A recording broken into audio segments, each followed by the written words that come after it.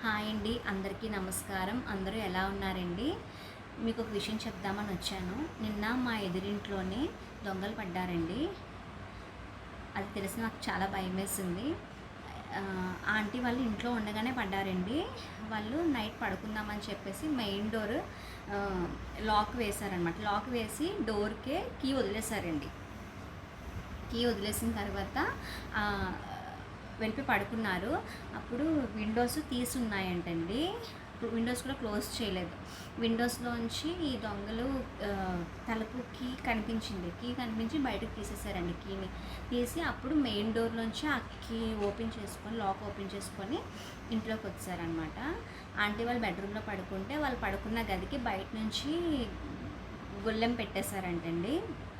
పెట్టేసి దేవుడి మూలన కొన్ని డబ్బులు అవి పట్టుకెళ్ళిపోయారంట. బైక్ కూడా పట్టుకెళ్ళిపోయారండి. బైక్కి కనిపిస్తే అది బైక్ వేసుకు వెళ్ళిపోయారంటండి.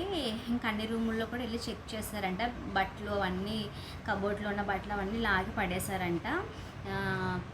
కిచెన్లోని పోపుల డబ్బాలో ఏమన్నా ఉన్నాయేమో అని చెప్పి అన్నీ కూడా కిచెన్లో కూడా డబ్బాలో మూతలు అవి తీసేసి బయట వదిలేశారంట. కానీ అక్కడ ఇంకేం దొరకలేదంట. ఈ బైక్ను దేవుడి దగ్గర పెట్టిన డబ్బులు మాత్రం పట్టుకెళ్ళిపోయారండి. వాళ్ళు వెళ్ళిపోయిన తర్వాత 4 o'clockకి అలా అంకుల్ వాష్రూమ్కి వెళ్దామని చెప్పి డోర్ తీస్తుంటే రావట్లేదంటండి. అప్పుడు అంకుల్ డౌట్ వచ్చిందంట, దొంగలు పడ్డారేమో అని చెప్పి డౌట్ వచ్చి తెలిసిన వాళ్ళకి కాల్ చేశారంటండి. కాల్ చేసి వాళ్ళు వచ్చి డోర్ తీస్తే ఇంకా అన్ని తలుపులు అవి తీసి ఉన్నాయి కదండి. చూసి అప్పుడు దొంగలు పడ్డారని అర్థమైంది. ఈ సామాన్లు అవి పోయాయండి. వెంటనే పోలీస్ కంప్లైంట్ అది ఇచ్చారు. పోలీసులు వచ్చి చెక్ చేశారండి. కానీ అప్పుడే దొరకరు కదండి దొంగలు. అదే రోజు రాత్రి ఆ ఇంటి వెనకాతల ఇంకొక 2 ఇళ్ళు ఉన్నాయండి, అందులో కూడా పడ్డారంట.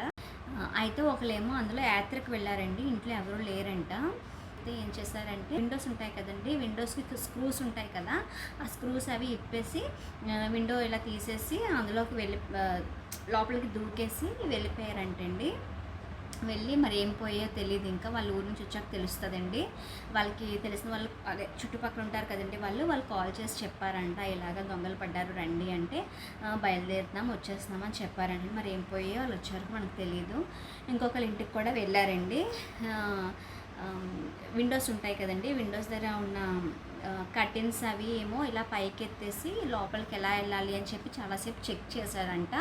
అదేమో వాళ్ళ ఇంటి బయట సీసీ కెమెరా ఉందండి, అందులో అది కనిపించిందనమాట. సీసీ కెమెరాలో చూసారంటండి. చాలాసేపు ఇంటి చుట్టూ 2-3 రౌండ్లు అంటే వేశారంట. కానండి లోపలికి వెళ్ళే దారి సరిగా లేక మళ్ళీ అబ్బాయి రిటర్న్ అయిపోయాడంటండి. అలా వస్తున్నప్పుడు ఒక ఆంటీ 1 o'clockకి అలాగా వాష్రూమ్ కానీ బయటకు వస్తుంటే ఈ అబ్బాయిని చూసి ఎవరు అని అడిగితే గబగబా గోడ దూకేసి పారిపోయాడంటండి. మళ్ళీ కనిపించలేదు. ఎవరు అని అడిగితే గబగబా గోడ దూకేసి పారిపోయాడంటండి. మళ్ళీ కనిపించలేదు. ఎవరు అని అడిగితే గబగబా గోడ దూకేసి పారిపోయాడంటండి. మళ్ళీ కనిపించలేదు. ఒకసారి చెక్ చేస్తున్నారండి. అంత బేగా అయితే దొరకరు కదండి ఎవరు కూడా. దొంగల గురించి ఎప్పుడూ వినడమే కానండి, ఎప్పుడూ ఇంతలాగా భయం వేయలేదు. కానీ మన ఆపోజిట్ హౌసే ఇలాగ దొంగలు పడ్డారు అంటే భయం వేస్తుంది కదండి. సో అందరూ చాలా జాగ్రత్తగా ఉండండి. ఆంటీ వాళ్ళు ఉన్నా కూడా వచ్చి ధైర్యంగా అన్నీ బయటకు గడపెట్టేసి అన్ని సామాన్లు చక్కగా పట్టుకెళ్ళిపోయారు. దొరికినట్టుగా ఒక 2 weeks 3 weeks బ్యాక్ అనుకుంటా ఒకే రోజు 7 ఇళ్ళల్లో దొంగతనం చేశారండి. అసలు అంతా వింటుంటేనే అంత భయం వేస్తుంది. మరి అందరూ చాలా జాగ్రత్తగా ఉండండి.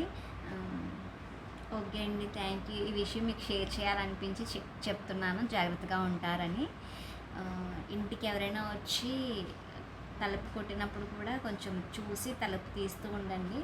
సో మీరు కూడా చాలా జాగ్రత్తగా ఉండండి. థ్యాంక్ యూ ఫర్ వాచింగ్ అండి.